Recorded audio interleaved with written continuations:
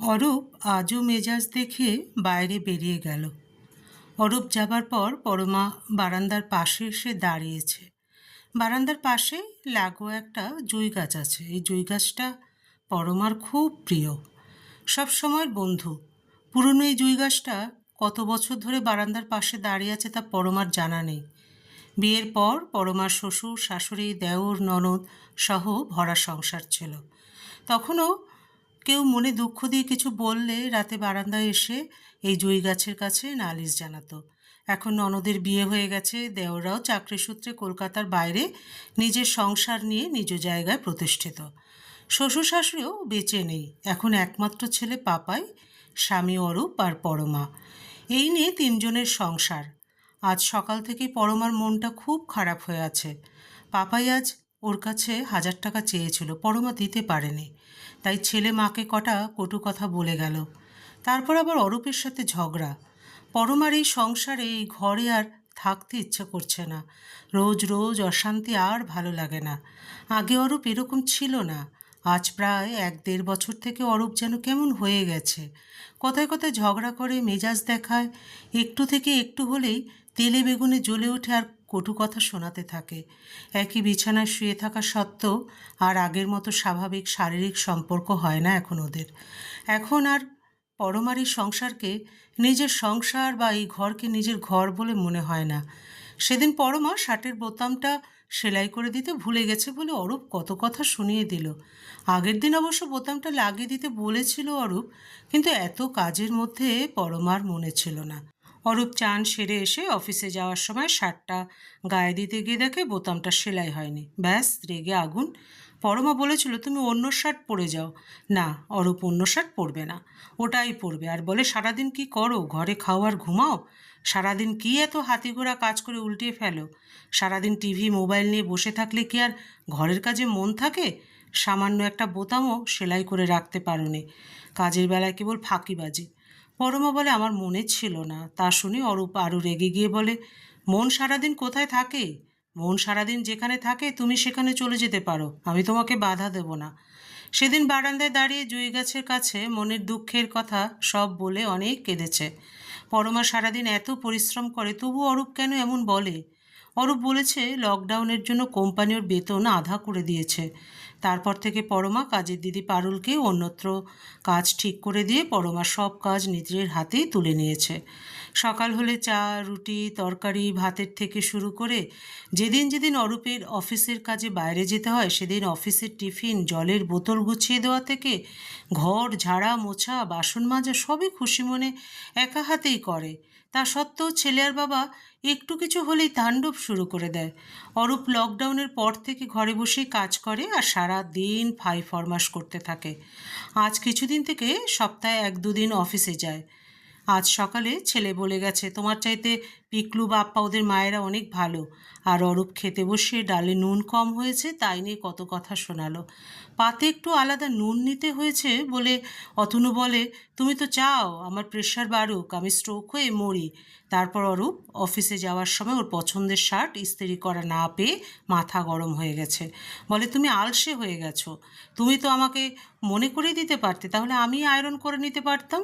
এটাকে কি সংসার করা বলে? আজ এই এক কথা দু কথার থেকে দুজনের বেশ ঝগড়া হয়ে গেল। তাই পরমা মনস্থির করেছে এই বাড়িতে আর থাকবে না। অনেক হয়েছে, কথায় কথায় কাজের খোঁটা খাওয়া আর নয়। এখানে জল পড়লো কেন, ওখানে ওটা রেখেছো কেন, এবার থেকে আমি তোমাকে ঘর গুছিয়ে দেব, তোমার কিছু করতে হবে না, কারণ ঘরের কাজে তোমার এক ফোঁটাও মন নেই। সারাদিন আর ঘ্যানোর ঘ্যানোর ভালো লাগে না। তাই পরমা ওবেলায় চলে যাবে বাপের বাড়িতে। দাদা তো বউকে নিয়ে বিদেশেই থাকে, বাড়িতে মা আর বাবা একা থাকে। পরমা গিয়ে ওদের সাথে থাকবে আর নিজের অল্প স্বল্প যা গয়না আছে তা দিয়ে নিজে বিজনেস শুরু করবে। বাপ আর ছেলে থাকুক একা একা, নিজের ঘর নিজেই সামলাক। পরমা চোখের জল মুছে নিয়ে নিজের প্রয়োজনীয় সব কিছু গুছিয়ে নিয়েছে। এসব করতে করতে 3:30 বেজে গেছে। সময় নেই, যা করার তাড়াতাড়ি করতে হবে, না হলে বাবা ছেলে 5টায় ঘরে এসে যাবে, তারপরে আর যাওয়া হবে না। পরমা শাড়ি পরে তৈরি হয়ে নিল, শেষবারের মতো চলে যাবে। হঠাৎ কলিং বেল বেজে উঠল। পরমা ভাবে এই অসময় কে এলো। অরূপ আর পাপাই তো 5টায় আসবে। দরজা খুলে দেখতে গিয়ে দেখে অরূপ এসে দাঁড়িয়ে আছে, হাতে একটা বড় প্যাকেট নিয়ে। অরূপ পরমাকে দেখতে পেয়ে ঘরে ঢুকে হাত থেকে ব্যাগ রেখে এক ঝটকায় পরমাকে কোলে তুলে নিয়ে পরমা পরমা পরমা বলে এক পাক ঘুরিয়ে নিচে নামিয়ে দিয়ে বলে, আজ আমি অনেক খুশি। তোমাকে তো এতদিন কিছুই বলিনি, তুমি চিন্তা করবে বলে। আজ আমি নতুন করে একটা কোম্পানিতে জয়েন করেছি। অরূপ খুশিতে এক নাগাড়ে কথাগুলো বলেই যাচ্ছে। লকডাউনের পরে আমাদের কোম্পানির অন্য সবার সাথে আমাকেও ছাঁটাই করে দিয়েছিল। আমি তোমাদের বলিনি, আমি ঘরে বসে কাজ করার কথা মিথ্যে বলেছিলাম তোমাকে। আমি এতদিন আমার জমানো টাকা দিয়ে সংসার চালাচ্ছিলাম। আমি লকডাউন শিথিল হওয়ার পর মাঝে মাঝে অফিসে যাওয়ার নাম করে বাইরে গিয়ে নানান কোম্পানিতে চাকরির চেষ্টা করতাম। তারপর সন্ধ্যায় ফিরে ঘরে ফিরতাম যাতে তোমাদের সন্দেহ না হয়। আজ অবশেষে অন্য একটা কোম্পানিতে আমার এত বছরের অভিজ্ঞতা দেখে আমাকে চাকরিতে রেখেছে। সব শুনে পরমা অরূপের বুকে মুখ গুজে কাঁদতে শুরু করে আর বলে, তুমি আমাকে কেন জানাওনি? আমি না তোমার অর্ধাঙ্গিনী?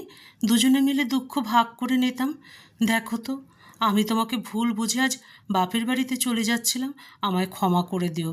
তোমার দিন দিন রুক্ষ ব্যবহার আর খাওয়ার খোঁটা আর সহ্য করতে পারছিলাম না। অথচ তোমার ওপর দিয়ে এত ঝড় বয়ে গেছে তা তো আমি জানতাম না।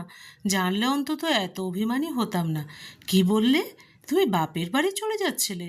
তুমি আমাদের কথা একটুও ভাবলে না? হ্যাঁ, আমার মাথা ঠিক ছিল না দেখে তোমাকে অনেক কটু কথা বলেছি, খাওয়ার খোঁটাও দিয়েছি। তুমি চিন্তা করবে দেখে মন খুলে তোমাকে এ বিষয়ে কিছু জানাতে পারিনি। তা বলে তুমি আমাদের ছেড়ে, আমাদের ঘর ছেড়ে চলে যাবার কথা ভাবতে পারলে? তুমি পারতে আমাকে আর ছেলেকে ছেড়ে থাকতে। তুমি তো জানো আমি তোমাকে ছাড়া থাকতে পারি না, পারবও না। আমি এতদিন তোমাকে যা বলেছি তা তো মনের থেকে বলিনি। আমাকে ভুল বুঝো না, ক্ষমা করে দিও। আমার অনেক বড় ভুল হয়ে গেছে। পরমা ভাবে, সত্যিই তো, ওর তো ভেবে দেখা উচিত ছিল যে অরূপ আগে কখনো কটু কথা বলেনি বা এরকম ব্যবহার করেনি। নিশ্চয়ই ওর কোথাও গুরুতর কিছু হয়েছে, তাই অমন করছে। আজকাল বয়সের সাথে সাথে পরমারও কেমন যেন ধৈর্য শক্তি একদম কমে গেছে, তাই ও এত বড় ভুল সিদ্ধান্ত নিতে চলেছিল। অরূপ বলে, পরমা এদিকে এসো, এই দেখো তোমার জন্য কি এনেছি বলে একটা জুঁই ফুলের মালা পরমার খোপায় পরিয়ে দিয়ে বলে, তুমি জুঁই আর মোমো ভালোবাসো, তাই আজ খুশিতে তোমার জন্য জুঁইয়ের মালা আর এই মোমো নিয়ে এলাম। পরমা বলে, এসবের কি দরকার ছিল? তবে জুঁই ফুলের মালা এনেছো, এটাই যথেষ্ট। আমি এর থেকে বেশি আর কিছু চাই না গো। দরজা খোলাই ছিল। পাপাই হঠাৎ করে ঘরে ঢুকে ব্যাগপত্র দেখে জিজ্ঞাসা করে, তোমরা কোথাও যাচ্ছ নাকি?